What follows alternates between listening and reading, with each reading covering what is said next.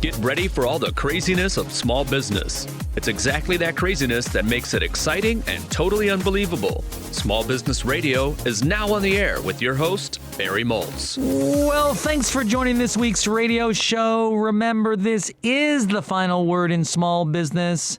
For those keeping track, this is now show number 572.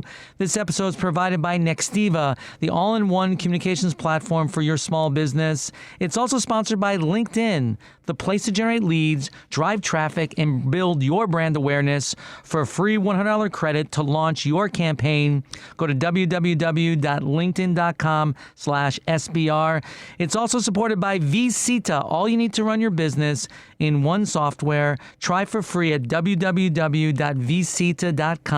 That's VCITA.com, and use Barry10 for an exclusive discount. It's also sponsored by Blue Summit Supplies. Get your W-2s, 1099 tax forms that your business is required to file. Go to www.bluesummitSupplies.com/SBR. Use SBR code 10, SBR10 at checkout to save 10% off your order. Well, there's no lack of people out there telling you to go out there and find your passion, dream really big. But why does it seem like when we try, we often end up lost and overwhelmed more than we were before? My next guest wants you to rethink everything you've ever been told about finding your passion and following your dreams. As she says, you're never going to find your passion just the usual way. Liz Forkin Bohanon is the founder of Seiko Designs and the author of a great book called Beginner's Pluck: Build Your Life of Purpose, Passion, Impact Now. Listen to the Seiko story. Have been featured in dozens of publications, including Vogue, Redbook, O, and Fortune. Seiko's appeared on national broadcasts, including ABC Shark Tank and Good Morning America. Liz, welcome to the show. Thanks so much for having me on. I'm so excited to connect. So your message isn't a soul-crushing one like, forget about your passion, just go to work. It isn't. And, I feel like over the last 10 years of building this international fashion brand that is creating community and opportunity for women across the globe, sending some of the brightest female scholars in East Africa to university, I, to some degree, feel like I've earned the right to speak into this journey of what it means to build a life of purpose and passion and impact. And I will be the first to tell you that that your work matters, that to build a life that you deeply feel connected to your values and your purpose and your passion and the impact that you're making in the world is can be a difficult journey, but it is so incredibly valuable and it's so worth it. I just have a few thoughts on how we actually instruct and encourage people to go about doing just that. But does everyone out there really have the luxury to follow their passion and their dreams, or do some people just have to work and do whatever they can to earn money, and they got to give up the idea of really working with passion?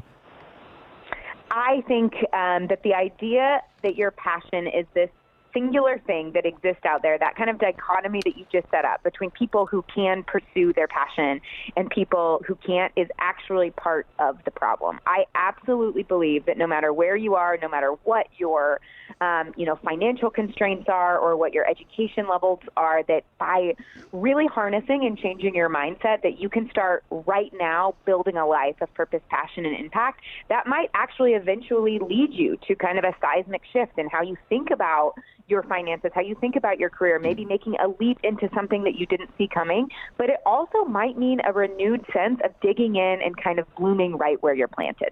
So what you're saying is that what you do for work or to earn a living may not be the same thing you do to follow your passion and your purpose? I think that for every person, it's going to look differently. I think for some people, we can figure out how to fuse those two things, and a thing that you are most passionate about can actually become your livelihood. I think for others, that work is really sacred, and it plays an important part of the story. You can infuse your work where you are with a sense of purpose and passion, and that might actually free you up and enable you to build a life of passion in other ways as well. One of the things you talk about in the book, Beginner's Pluck, is that passion is not a pre-existing condition. I love that. I'm a millennial, so I'm on the older edge of it. But I have just seen really over the course of this last decade how there really kind of is this sense that you are a passionate person or you're not. That your passion is out there, kind of in your dreaming, and you're waiting to discover it. You're waiting for that magic moment, that voice from God, that perfect conversation with that stranger in the elevator that kind of unlocks or opens up the door that will lead you to your passion. The reality is that people who are interesting people are interested. They're curious and they are doers. They do not sit and wait for their passion to be discovered and then jump into the arena, but they have a deep sense of belief that, like, I'm not going to discover my passion. It's not magic. It's not the lottery. But by adopting a certain set of mentalities and mindsets, I can go out into the world and today actively start building that passion. When I graduated from college, I kind of I think I succumbed to that belief that it's like I just hadn't found my passion yet. I hadn't discovered it. And frankly, if you would have told me that where my passion lies is in running a for-profit fashion company, I literally would have laughed at you. I wasn't interested in business. I wasn't interested in fashion. I cared about humanitarian issues. The only way that I was able to go out and build this company and this purpose and this mission that I am incredibly passionate about is frankly because I was open to being surprised, right? Like that I said, I haven't found it. I'm just going to go and do the next best, the next right thing. And that thing led to one thing, which evolved into another thing. And 10 years later, here I am absolutely living out my purpose and passion. So I think one of the worst things we can ask our kids is the question, so what do you want to be when you grow up? Because for me, I didn't figure out what I wanted to be till I was 40 years old. 100%. And what that does is it puts so much pressure on the next step to be the step, right? And so it's like we have less risk, we have less curiosity because we don't have this sense that, of course, our purpose and our passion, it's this ever-evolving thing. So in design thinking, which is really a school of thought of thinking about how we solve problems, one of the really fundamental mindset shifts is thinking about the next thing might be, quote-unquote, the solution to your problem of what is your passion and purpose, but most likely it's just the next iteration. And if you engage that in a way that is present and that is curious, that you become really a student and a learner and you allow that to continue to evolve, I absolutely believe that you're more well-suited to, over the course of not just days or weeks, but really years and maybe even decades, to build an incredible life of purpose and impact. You say in the book, Beginner's Pluck, that you have to go out there and embrace your inner beginner. And I love that because so many of us are afraid to, as I say, begin again or perpetually be a beginner because they feel after a certain point they should know what they want to do. Absolutely. So, there's 4 stages of learning. You've got basically unconscious incompetence, where you don't know what you don't know. It's kind of happy-go-lucky. Then you've got this stage of learning. The second stage of learning is called conscious incompetence. So this is when you're back in that stage of a beginner, when you're like, I don't know what I'm doing. I bit off more than I can chew. I raise my hand and ask for more responsibility, and I don't know if I can execute on it.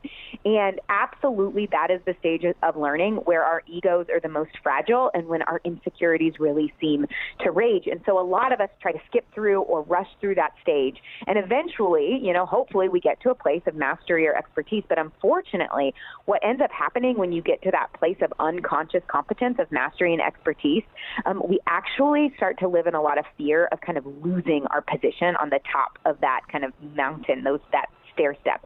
And what that ends up doing over the long haul is it keeps us from taking risks.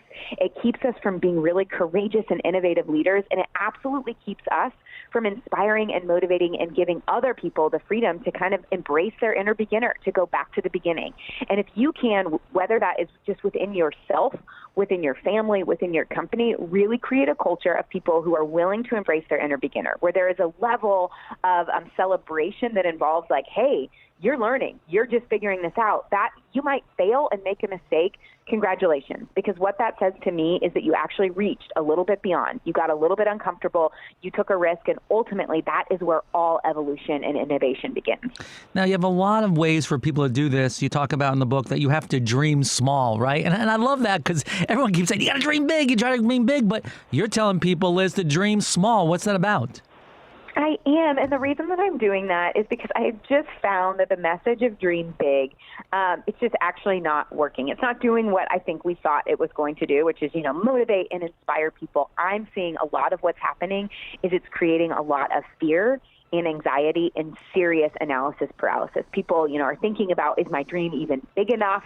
And then they get paralyzed by thinking, maybe I'm not dreaming big enough. Is this big enough? If they have the big dream, get really overwhelmed with thinking about, what is the actual first step? And so instead of actually propelling them into motion, it's kind of leading to the sense of analysis paralysis, that my dream isn't big enough. I don't even know how to start it. And so for those who are feeling a little stuck or a little discouraged, what I really actually try to do is encourage people to dream small. Say, like, what is the big dream? And then actually make it smaller and smaller and smaller and smaller until you actually do not have an excuse not to take the first step. And that first step and that ability to say, like, hey, this might not be, the big bang thing, but it might just be the first step in the right direction, actually is what creates a sense of competency, a sense of momentum.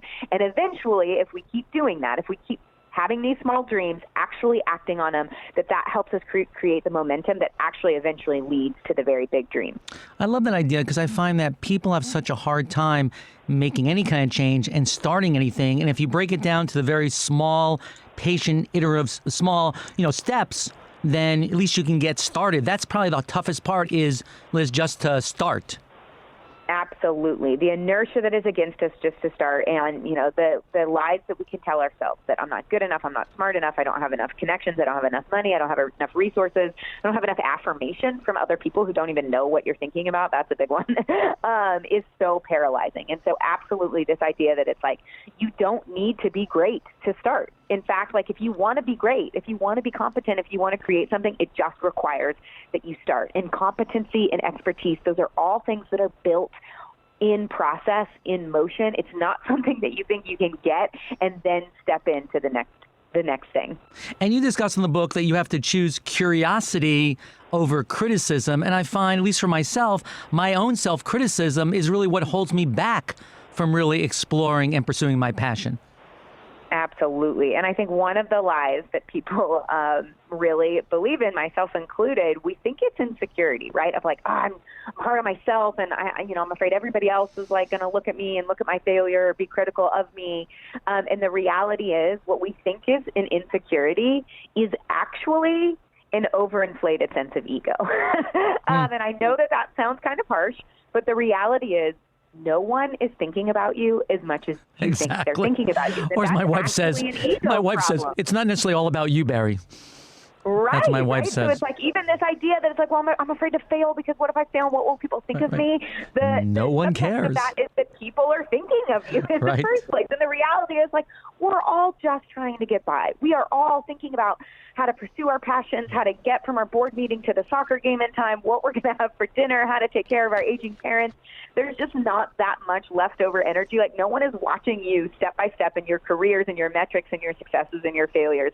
And what I hope that does is that inspires people to say, like, no one cares about you as much as you do. So, like, that you have a sense of freedom to just go have fun, go try, go fail, give it your all. Because at the end of the day, that's who you have to answer to. You are the one who will lay in bed at night and say, like, did I live in fear or did I take risks? Did I make mistakes? Did I do that because I was being courageous and brave and I had this sense of belief that I could be a part of something that was bigger than myself?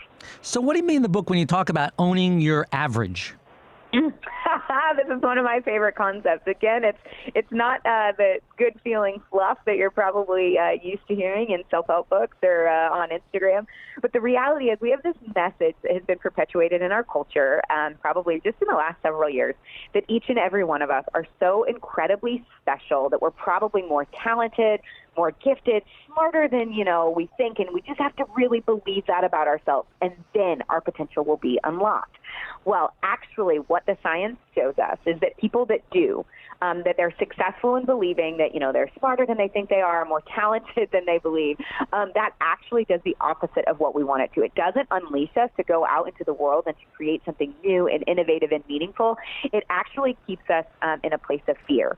What we want to do is we want to encourage growth mentality. And growth mentality is what really perpetuates us forward in that momentum. And actually, a key and core tenet of growth mentality is that you actually don't have to believe that you're special. The reality is, most of us are pretty average, right? Like that's literally statistics. This is math. This is how average works. We're all mostly kind of hanging out there in the 80% of the bell curve. And once we own that, once we're okay with saying like, I might not be particularly God gifted, or I might not have, a particularly high intellect, that's okay. That gives me the freedom to say like, I'm going to have to work really hard.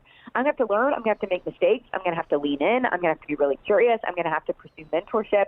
And that idea of owning your inner beginner, that idea of like, yes, I'm a student and I have nothing to be ashamed of, is actually the thing that will allow us to embrace bigger challenges and take bigger risks, because we're not spending so much time and energy just protecting our egos and our image of being, these special gifted people who are going to go out in the world and immediately excel at whatever they try. My mom growing up always told me that I was special, I was going to excel, I was going to really make a difference in the world. And I have to tell you, Liz, that was a lot of pressure. And when I realized that, hey, I was not special, I was average, I could play a lot looser and have a lot more fun. Absolutely. I love that. And I love that that's your experience, that it's just like, and it truly does. It took 15 years of therapy to get over that, Liz, though. So, Right. Well, I'm glad that you got there, and I'm glad that you're sharing that story with other people, because honestly, that's what we see specifically with kids. There's really interesting social science around the difference between what happens when you look at a child and you say, you're really smart, you did really good. What ends up happening, they did a study where kids took a test, and teachers praised them for being inherently gifted and smart. And then they let them decide what their next assignment was. And the kids that were praised for being smart versus the kids that were praised for being hardworking, that the teacher looked at their test and said, like, you know what, I can tell that you didn't give up, when maybe other kids would have, instead of being praised for their inherent giftedness or intellect or talent. Those kids ended up in the next assignment saying, give me the more challenging assignment. That was kind of fun. I worked really hard. I got noticed for that. Versus the kids that were praised for being really smart or talented chose the less challenging assignment because they want once you have that belief implanted into you of like, I'm smart, I'm talented, you don't want to do anything that could cause that to come into question, right? And then moreover, even more excitingly, I think not only did the kids that were praised for their work ethic or problem solving or tenacity choose the more challenging assignment than the kids that were praised for their intellects or, talent, they actually performed better on the next assignment. That sense of like freedom and like, I want to, just try, and I want to fail, and I want to like get gritty and keep trying, maybe when other kids would give up, are actually the thing that propel us towards success in the long run. Well, Liz, I love the book. I'm recommending all the listeners pick up the book this weekend, cancel whatever you're going to do, read this book instead, and you'll have a lot more fun and really a renewed sense of what you want to do with your life. It's called Beginner's Pluck, Build Your Life of Purpose, Passion, Impact Now. Liz, where can people get in touch with you or see what you're doing? Yeah, you can check out my company, which is Seiko Designs. That's SSEKO Designs.com, and on all the social medias. And you can find me on social media as well at Liz Bohanon. I'd love to connect. You can pick up the book wherever books are sold, Barnes & Noble, Amazon, your independent bookseller. But really appreciate your time. Liz, thanks so much. This is AM 820 WCPT in Chicago. We'll be right back. Time and place is everything, especially when it comes to marketing. But in today's age of 1 million messages per minute and not enough hours in a day, how do you really catch people's attention? Fortunately, there's a simple way. LinkedIn can help you speak to the right professionals at the right time. With over 62 million decision makers on LinkedIn, you're able to connect with the right business leaders who are relevant to your company. And with LinkedIn ads, you can make sure your messages are getting through to these relevant people. Even small businesses are making the most of LinkedIn ads. They're using LinkedIn to get their voices heard and their messages to resonate with the audience. It's not just about awareness either. LinkedIn ads are driving traffic and engagement, whether that's visits to a landing page, registrations to an event, or downloads of that thought leadership piece. Because with precise targeting, small businesses can speak to the people that matter the most. At the end of the day, LinkedIn ads are helping smaller businesses get big results. Try it for yourself. LinkedIn is offering a free $100 LinkedIn ad credit to launch your first campaign. Simply go to www.linkedin.com/SBR. That's www.linkedin.com/SBR to claim your free $100 ad credit. Terms and conditions apply. You've already upgraded your cell phone to a smart device, which lets you use the internet to be more productive on the go. But what about your desk phone? Nextiva. is a smart business phone system in the cloud. With a simple setup through an internet connection, you can soon have access to your office communications wherever you are. Stay seamlessly connected with clients and stay more mobile than ever before with just one low monthly cost. Give your business more than just a basic desk phone. Visit nextiva.com or call 800-799-0600 to learn more today. Nextiva. Simplifying your business communications. Stick around to get your small business unstuck. More of Small Business Radio with Barry Moltz, now on WCPT 820, Chicago's Progressive Talk. Well, I believe that one of the technologies that will affect your business every day this year is artificial intelligence, AI. Here to explain how it will impact your company is Chris Duffy, who spearheads Adobe's Creative Cloud Strategic Development Initiative partnerships across the creative enterprise space. Chris and his work have been profiled in the Wall Street Journal, The Guardian, Adweek, Cheddar, and The Mirror. He's the author of a great book. It's called Superhuman Innovation. Chris, welcome to the show. Thanks for having me. Great to be here. First, give us your definition of what AI is or what artificial intelligence is when it comes to business. Sure.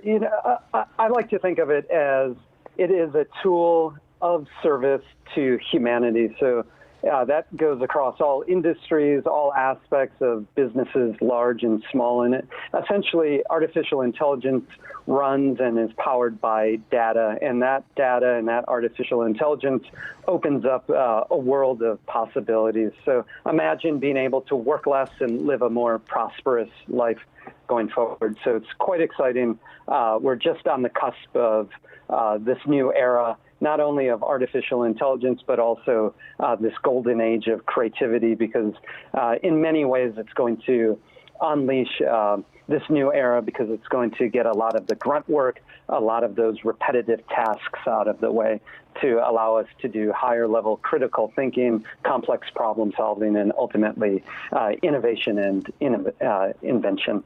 So a lot of consumers and business folks, when they think of artificial intelligence, they're thinking of, Siri or Alexa or some kind of bots answering their messages, or, they want to watch that movie Her Again with Scarlett Johansson.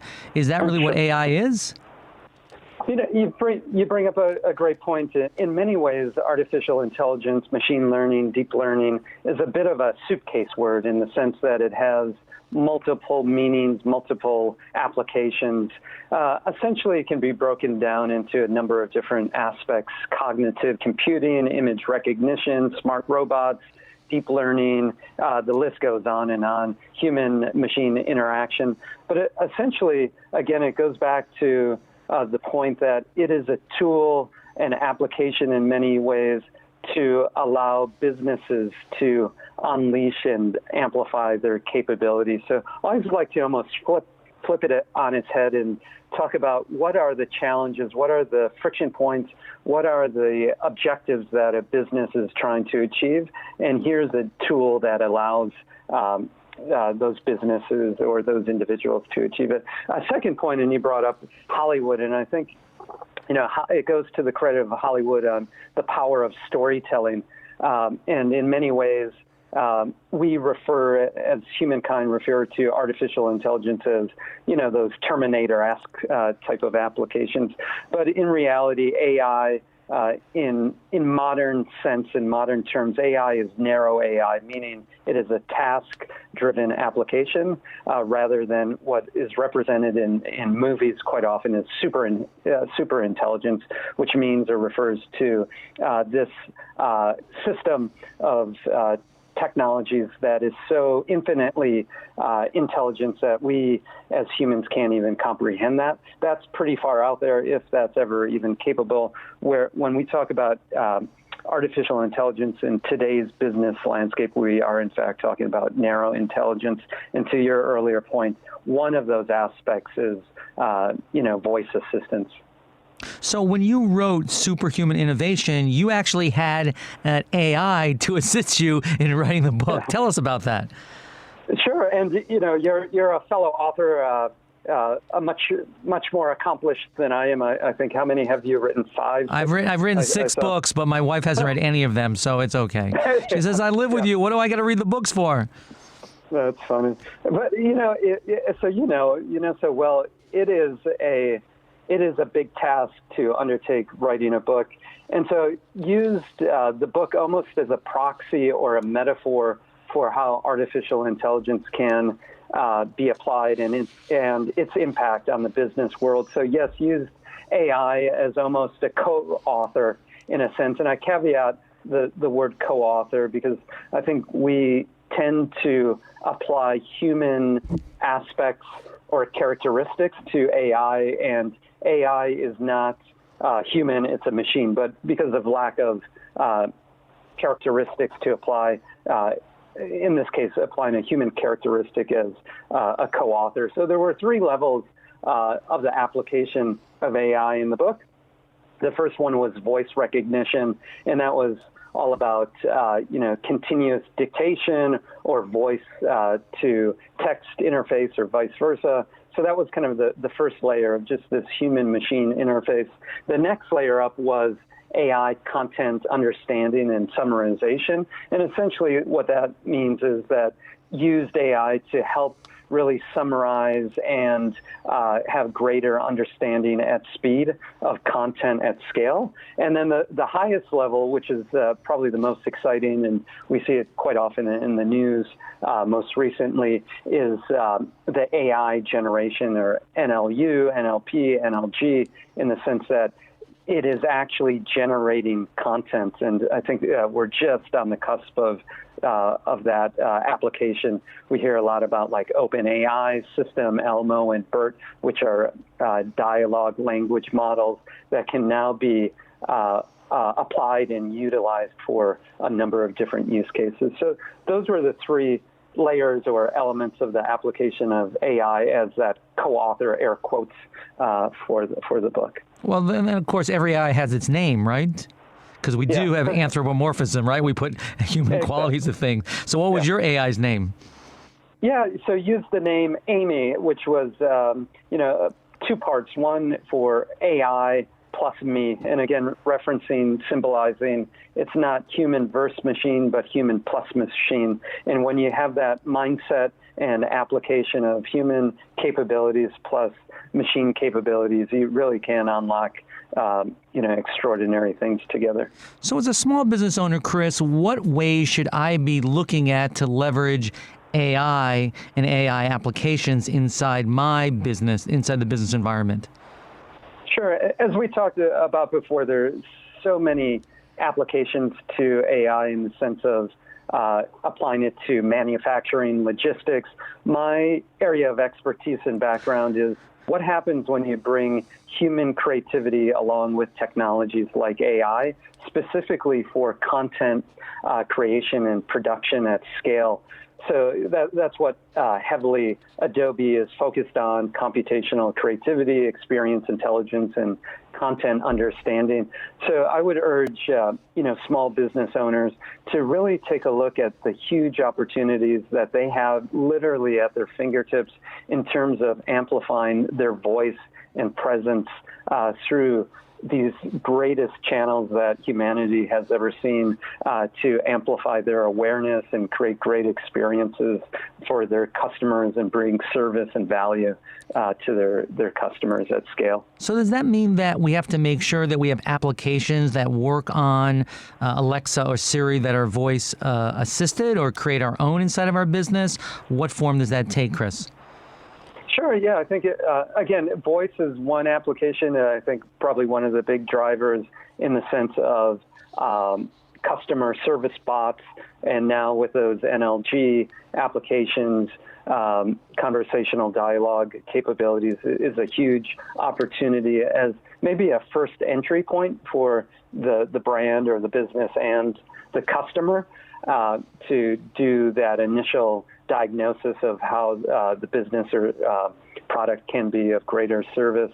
So that's one application, but there's also a number of, now you can create more content at scale faster and quicker than ever before, and distribute that for more personalized experiences. And I think that is quite exciting, both for the customer, but for the business as well. And it almost creates this infinity loop of creating a better symbiotic relationship between the business and the customer. And of course, the personalized experience is so important because, as I said previously, no one really wants to buy your stuff or your service anymore. They want to have a customer experience, an authentic experience. And the more that you can personalize it, the higher chances that will actually happen, right? Exactly. Uniting the audiences is really, I think, the holy grail going forward. That being said, the technology is getting so advanced. I think we're now seeing, culturally and even across the business dialogue is just because you can do it doesn't mean you should. So I think businesses are finding the sweet spot in terms of not only personalization, but what is that ongoing dialogue in a respectful and ethical way looks like. So, much like any human-to-human relationship, there's a respect and there's, a deeper understanding of how much is too much. So I think that's a subtext that we're seeing going forward as well. Back to your earlier point, there are a couple of different applications for small businesses. AI, and I encourage everyone to look for products that have AI embedded into them. So there's many out-of-the-box products that they can leverage depending on what problem they're trying to solve. But there's also APIs out there that can be customizable for their needs. And even over the last few years, you don't need a data science background to leverage those APIs. So I think those are probably the two primary aspects to leverage AI.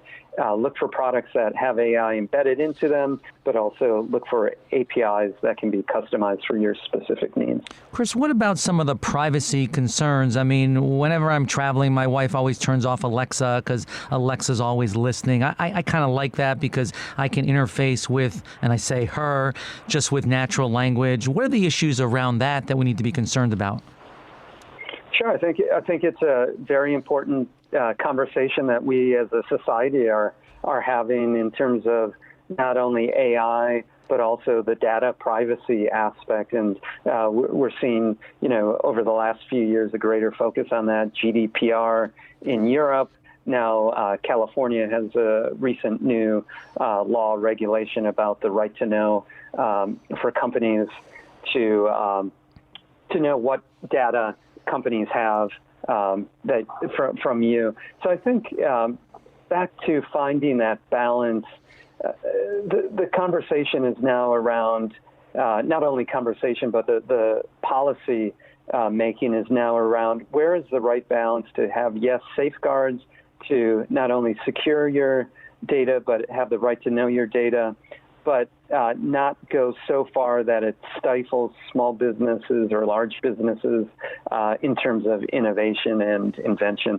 So I think that's an ongoing conversation that we're having currently. There's some new technologies out there that are coming almost from a side view, similar to like a edge AI, where some of those privacy concerns are now being addressed because with edge AI, none of that data leaves an individual device per se. So instead of it going up to the cloud or to a server, it all stays locally on your phone. And with edge AI combined with like 5G, there's now that computational power to do it all locally, which addresses some privacy concern as well. So last question I wanted to ask you was, how is AI going to impact the kind of folks that I'm going to hire for my business? Because if some of the, I guess, the grunt work, the more basic tasks, the more manual tasks are being done by AI, what's left for everybody else? Sure. I think, we've had this analysis on technology, and we've seen some of the greatest innovation and job creation over the last 100 years or so during this last revolution of industrialization. And so what we see is it actually uplifts technology, uplifts human society and human creation in the sense that, again, it gets that grunt work repetitive tasks out of the way to allow humans to do what they do best. And again, it goes back to that higher level critical thinking, complex problem solving, and what's near and dear to my heart is creativity. How can humans now be freed up to do those three things?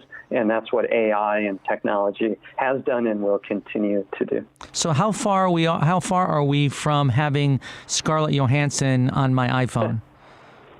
That's a great debate. If that was an indication of super intelligence, I think very far out there. But in the very near term, we're seeing and quite excited about assistants.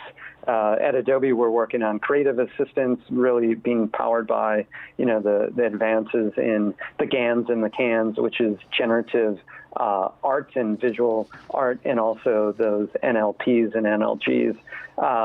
And so we're seeing those. I think assistants will continue to get more savvy, but again, they are machines. They don't have consciousness. We will see a reflection of emotion and understanding of emotion, but they don't inherently have their own emotion or consciousness by themselves. Ultimately, so they are machines. So it sounds like not too soon. So, but at least this time, maybe she won't leave me. Chris, thanks for being on the show. If you want to reach Chris, go to Chris Duffy, DUFFEY.ai. This is AM 820 WCPT in Chicago. We'll be right back. Tune in regularly to my show, then you know that I talk to many different businesses across the country, different types of people, different backgrounds, all kinds of industries. But there's one thing that unites all of us, searching that thing known as work-life balance. I get pretty bummed out when a listener tells me that they haven't been home for dinner in a whole month. That's why I'm so excited to introduce you to vCita. vCita does a lot for one little application. It can help you achieve that lifestyle. vCita is that personal assistant on steroids you never had. It syncs your client information, appointments, and payments. vCita sends automated appointments and payment reminders, making sure your clients keep appointments and get paid on time. vCita understands today's consumer, making it easy for them to book an appointment and pay from literally anywhere. A website, Facebook, emails, even your Google My Business profile. It's also compatible with Google, Gmail, iCal, social media, and Square Payments. So get your free 14-day trial during which you can explore every single feature. Go to vCita.com. That's VCITA.com. No credit card required, no strings attached, no brainer. And when you're ready to buy, use promo code Barry10 to get 10% off. Tax season is here, and now it's time to file. Blue Summit Supplies has what you need to make filing your 1099s and W-2s quicker, cheaper, and easier than ever. Reduce the stress of tax season by stocking up on IRS-compliant tax forms for your 1099s, W-2s, plus learn how you can save time and money by filing your 2019 taxes online using their simple, safe, and secure electronic filing service. Enjoy free expedited shipping on every order within the continental U.S. Learn more at www.bluesummitsupplies.com/SBR and use the code SBR10 at checkout to save 10% on your order for any paper tax forms and envelopes. Stick around to get your small business unstuck. More of Small Business Radio with Barry Moltz, now on WCPT 820, Chicago's Progressive Talk. Well, with all the changes in the economy and the presidential tariffs, what is the state of small business in rural America? My next guest is the best expert in this area. Becky McCray is a lifelong small-town entrepreneur. As co-founder of Save Your Town, she shares insights from her real-world experience as a business owner and cattle rancher. Her practical perspective is featured in an award-winning book, Small Town Rules, which I actually co-authored with her. Her common sense views have been quoted in the New York Times. She makes her home in Hopeton, Oklahoma, a community of 30 people, just a little bit smaller than Chicago. Becky, welcome back to the show. Thank you so much. It's good to talk to somebody from a little bit bigger exactly, town. Exactly. A little larger perspective. Well, you did this whole survey of rural challenges in 2019. What did you find? Well, we found that rural people are not thinking about the same things that maybe you read about in the paper. So, the media stereotypes don't really match up with what people are talking about. So if you're thinking that it's going to be poverty and drug abuse and like businesses can't find loans, well, that may not be exactly what rural people themselves are thinking. So why do you think there's such a divide between urban and rural and what we think each other are thinking? That's a great question. The reason that we're so divided is we don't read the same stuff, right? And so we're reading all different media. We have our own little views, so it's that media bubble. And then when a reporter from, say, a slightly larger town decides to go report on a small town, they parachute in and they arrive at the local coffee shop at 2 o'clock in the afternoon, and they look around and go, who's hanging around here that I can talk to? And they talk to the crabbiest old dogs that are hanging around the coffee shop at 2 o'clock in the afternoon because they don't have jobs because they're retired. This may not reflect everybody's viewpoint. I've seen that movie. So what are small town business owners thinking about these days? What's important to them? Well, the first challenges that they talk about, the number one challenge is maybe one that you're familiar with in the big town, can't find good employees. That is absolutely the number one choice, and I understand it. Now, of course, in the smaller town, you have a smaller labor pool, so it makes sense. The second top challenge is marketing isn't working. And you'd think everybody knows everybody in the small town, but no, actually it turns out that we have trouble marketing even in a town of, a few thousand people. It's still a challenge to get your word out. So let me go back to employees for a second, Becky. So aren't people in small towns doing what other companies are doing and sourcing their people everywhere? I guess if you have a retail business, that doesn't work. You can't hire someone in Kansas to work a retail store in Oklahoma. But is there a lot of that going on?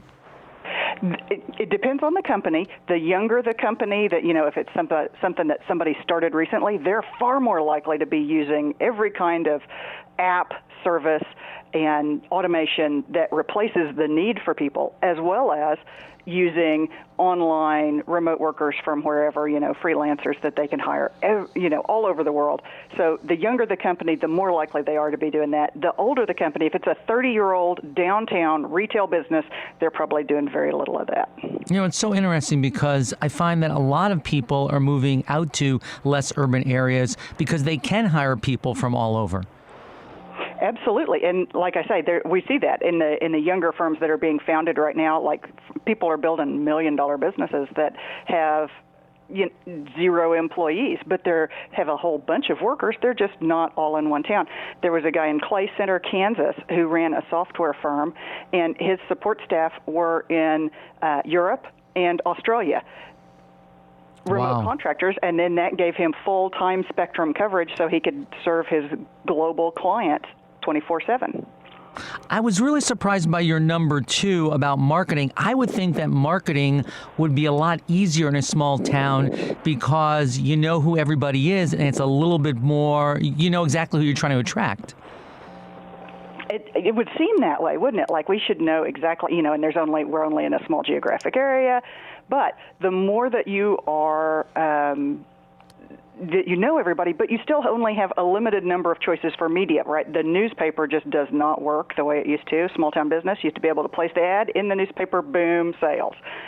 Doesn't work that well anymore. And so business owners that are in established businesses have been trying to figure out this Facebook thing and like how do you make that work? And so there's a wide range of technical skills, obviously, but I think it has to do with the diffusion of the audience away from traditional media. And so it's just become more work to reach the same people. What about online competition? You hear all the time that people would rather buy from local businesses than buy from Amazon. And I think a lot of people just want to buy from Amazon because it's easy. How are local businesses surviving that? That was in the top challenges this year. It dropped down last year, but it bounced way up this year. It's like number 3 of the top challenges is that people buy from online competitors. So I find it interesting that it has fluctuated. We did the survey in 2015, 2017, 2019. So it was interesting to me that it has really popped up in the last 2 years. So I think that realistically we see the more rural you are, the more you rely on online shipping, right? You're waiting for packages to come to the house as opposed to going out and getting something. And I think that's going to continue to increase, of course, as the total share of the market that goes to online. That's going to continue to happen in small towns as well. But it's also something that rural businesses have the most leverage to be able to address in terms of being that kind of quality, local, connected business that people want to shop at. So I think we've got kind of two competing trends there, but the net result is businesses say it's a big challenge. So you use the word locally connected, and I think that's really important. What have you found best practices for small town business become locally connected? What can they do? Absolutely. I think that the key thing there is that you talk about what makes you different. Like, you have to use all of the media that's available to you, so you have to connect where people are, and that includes Facebook, Instagram, where, I know a personal trainer who is using Snapchat really effectively to reach a local market. So you've got to use those tools. But then, say that personal trainer, what she's doing is she is building a personal connection. She's doing super short videos, and she's showing how she's a real person, someone they can actually talk to. And then additionally, besides that personal connection, then it's a big opportunity to have those local products that are not available elsewhere. This is made locally, we sell it locally. You know the person who made it. And then talk about the causes that you support, because local businesses in small towns are huge supporters of the community. So if you are supporting a kids' sports team, you need to talk about it all over your media. There's maybe a little bit of a tendency not to blow our own horn in rural areas. We want to kind of be quiet about that. Do good, but be quiet about it. But that's a generation ago. Like, now is the time to talk about the good you are doing in your community. One of the things that we talked about in our book was that we really felt that making personal connections was really pioneered in small towns. And now I always say that, people no longer just want to buy your stuff. They no longer buy your services. They want to have some kind of experience doing that. Did small towns somewhere along the line get away from that? I think that just as the pressure of everyday life has made all of us more focused inward into our own family and our own tight-knit group, and we have less connection to community, I think that is actually happening in small towns, just not as much as it is in the big cities. I think there's still a stronger sense of community, and we still have this mindset that we're a connected community. The good news is the generation that's coming up, the Gen Z group, wants to be connected to community in small towns. They have a much stronger drive to be part of what's going on and to build those personal connections. So it's something that's going to kind of make this generational cycle as we come back around. And it's something we can all work on. And I hear people talk about it, so I know this is top of mind for people. What about shifting of business hours? Are you finding that people work all sorts of different hours now? Is that changing what time people are open? That's a real challenge for businesses. Now, on the survey, they were telling us that they have tried later hours, and it's just not worked well for them. And I think that I can understand this. My own retail store that I had up until a year ago, we were open 10 a.m. to 9 p.m., right? Like, this gives an opportunity for everybody to come in, but it was a liquor store, right? So there's obviously people you got to be open right later. Like, that's when our people come. But what I noticed in my business, and I think this is the key that makes the difference for later hours, the evening crowd is a different crowd than the daytime crowd. Now, you can picture that in a liquor store. The guys that are coming at 10 a.m. are different than people that stop off after work. So you have to think about that applying to every single business. You have to master the fact that at a different time of day, you're pioneering an entirely different market. You may need a different product mix. You may need different displays. You may need to change the vibe of your store and think about it almost as opening a whole new store instead of just thinking, oh, I'll stay open later, because that's like the lazy way to do it, and you will not see good results that way. It's interesting to me because you see a lot of stores, especially in urban areas, they're just not stores, right? They also serve food, or they'll have music or something like that. And as you said, the vibe changes during the day, and I'm sure that's based on the shoppers who are coming. Absolutely, and I see this in smaller towns as well. Smaller cities, micropolitan cities, small towns. I do see a lot of those multiple lines of business, which is another one of our small town rules, is we see the businesses that are doing lots of things, and I think that helps then to adapt to different hours as well. So one of the things that's really dividing America really is politics right now. And you're finding that companies are taking sides, consumers are taking sides.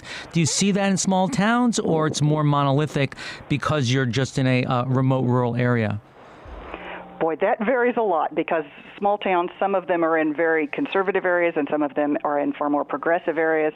And so there's a tendency to say all of them are, it's a red America, but it's not really true because small towns kind of run the full spectrum. But here's what I've seen as I get out and travel in towns. I'm seeing very little of that where businesses take a side politically. I see a lot of individuals taking sides politically, but I also see, even within the reddest town, and let me tell you, I live in the reddest county in the reddest state, even here, there is a broad spectrum of political views. And so people, I think, just out of respect for each other, tend to be maybe just a little bit scaled back from the guys that get interviewed on the media with the two Confederate flags on their truck and they're out there being completely way out there. I think that regular people are in general a little more respectful of each other, and that's what I've seen. What I've been surprised as I've gone to trade shows that are really target more conservative segments, I've actually seen on the trade show floors people wearing MAGA hats and people having posters of Trump and things like that. And I've never seen politics on either side at a trade show. And so that's why I was just wondering if you really do see that. I've seen that as at a trade show as well. I went to a hunting and safari trade show, and there was quite a bit of politics there. And I think that's because hunting and safari is an identity that people have. But in terms of what I see actually out in communities, there's very little of that. And it's mostly by individuals and not by businesses. And I think that's a good sign that out there at the base level where we build community, the fact that we connect to each other as human beings in a respectful way is extremely important to the future of our communities. And so if we lose that, we've got a lot of work to do to regain it. And stop saying all those nasty things on Twitter. That's what I say. Yeah, absolutely. Like Twitter is the worst place to take up your politics habit. So Becky, where can people get a copy of the survey and get in touch with you? Absolutely. You can go to saveyour.town/survey. And it's all right there. There's the links to all 3 years that we've run the survey. You can get the full set of data. I still remember when we were writing Small Town Rules together, you came to visit up in Chicago, and you were so amazed that the houses were so close together, you could touch both of them. I still have that picture. I know, and I tell you what, my house sits on 3/4 of an acre. So. Exactly, a little bit different. So I want to thank everybody for joining this week's radio show. I got to thank our sponsors, Nextiva, the all-in-one communications platform for your small business. I also want to thank LinkedIn, the place to generate leads, drive traffic, and build your brand awareness. For a free $100 credit to launch your campaign, go to www.linkedin.com/SBR. Also sponsored by Visita, all you need to run your business in one software. Try for free at www.visita.com. That's VCITA. Use the code Barry10 for an exclusive discount. It's also supported by Blue Summit Supplies. Get your W-2s and 1099 tax forms that your business is required by going to www.bluesummitsupplies.com/SBR. Use the code SBR10 to save 10% at checkout. Thanks to our incredible staff, our booking producer, Sarah Shaffrin, our in-studio producer, Lady B, our marketing manager, Courtney Gilchrist. If you're serious about being more successful this year, you got to give me a call. I've set up a private line, 773-837-8250, or email me at barry@moltz.com. Remember, love everyone, trust a few, and paddle your own canoe. Have a profitable and passionate week. You can find Barry Moltz on the web at barrymoltz.com, or more episodes of Small Business Radio at smallbizradioshow.com.